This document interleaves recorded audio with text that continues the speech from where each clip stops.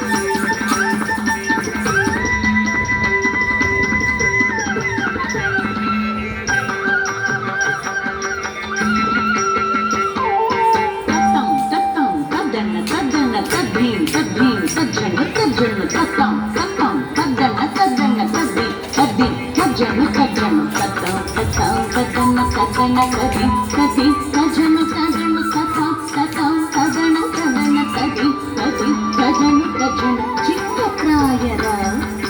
ಚೆನ್ನಿಗ ಕೃಷ್ಣ ದುಷ್ಟಕಾಲಿಂಗ ಹಳಿಯ ಮೆಟ್ಟಿ ಚಿಕ್ಕಪ್ರಾಯದ ಚೆನ್ನಿಗ ಕೃಷ್ಣ ದುಷ್ಟಕಾಲಿಂಗ ಹಳಿಯ ಮೇಟಿ